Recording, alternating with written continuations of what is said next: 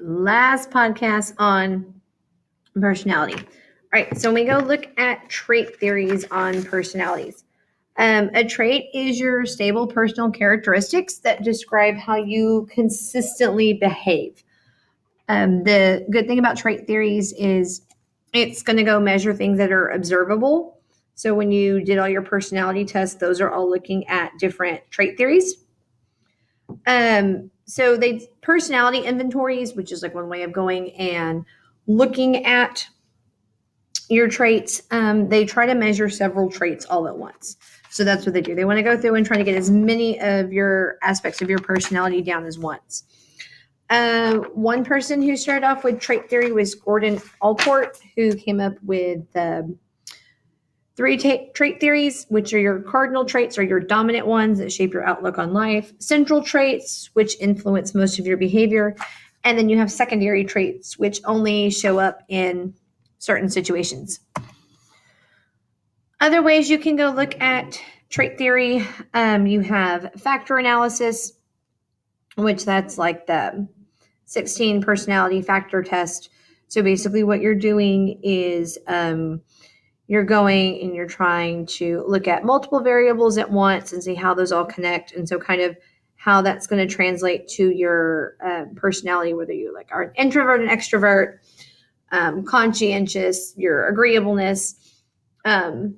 You have the EPQ test, which is the nice little axis that looks like this. And that's what that kind of goes on. It puts you on your little axis, like what are you most likely to be like? What are your characteristics like? And it's mainly looking at what kind of temperament do you have as a person. Costin McRae, the big five, that's one of like the super important ones. You can either look at ocean or canoe. Like I said, the book does canoe. But basically what you do with this is all self-reporting. So you go through, you take these questions, you're reporting on how you view yourself. And so they take all your responses and they look at organized pairs along a continuum. So are you like one end of openness? Are you the other end? Are you one end of agreeableness, the other one?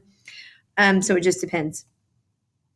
And you have the Myers-Briggs test, which are the 4 pairs of personality types.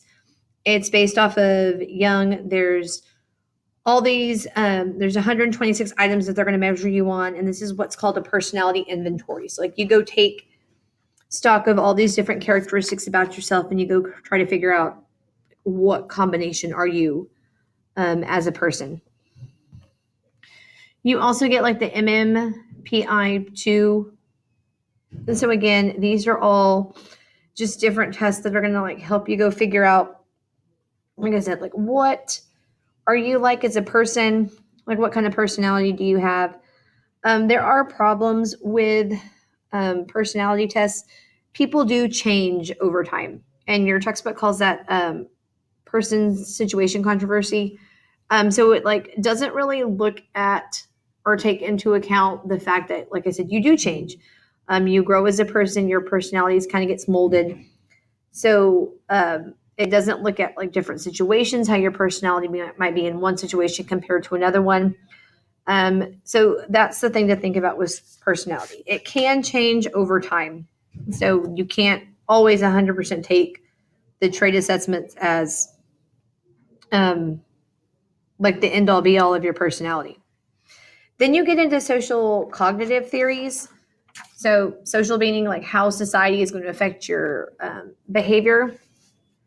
So basically social cognitive theory looks at your sense of personal control.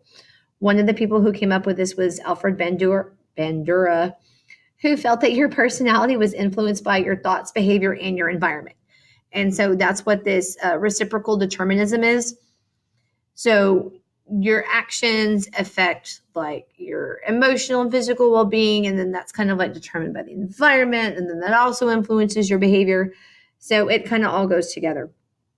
He also came up with the idea of self-efficacy, which is your belief about your ability, like how that's going to influence you as a person. If you have a low self-efficacy, then you kind of have a tendency to give up on things. And so a lot of all the social cognitive stuff ties in together, like with self-efficacy. like how you perceive yourself, and that comes into play with like self-serving bias, where like if you see yourself favorably, like, oh, I know I did good on this test, the teacher doesn't like me, that kind of thing. And like I said, people tend to view themselves better than average. Like they tend to see like their self view of themselves, their self perception tends to be really high. So again, this all ties back into social cognitive and self efficacy. You have expectant theories, like where you have an external locus of control, where you believe that you have no control, that you're controlled by outside factors like luck, or then internal, where like you control your own fate. Also, getting into social cognitive, you have things like learned helplessness, like where you just kind of learn to give up as life gets bad. And so, looking at the different theories of personalities, like you can come back to these and look at them. Different ways to research your personality. You can pause and come back to this. Then you get into like the ideas of individual and collectivism. But don't forget things with like social cognitive and just different things about personality when you take things into account. Like I said, how do you view yourself? Think back to the videos we watched. Like, are you narcissistic? Like, do you tend to blame people for your mistakes? Or so like looking at, and all that ties back into Freud's defense mechanisms and everything. If you are watching this and you haven't checked Schoology for everything else, there is a Unit 10 quiz on Schoology that'll help you review for this quiz. I highly recommend that you go get that done. I said quiz, 20 questions. If you've read the modules, you guys should be good.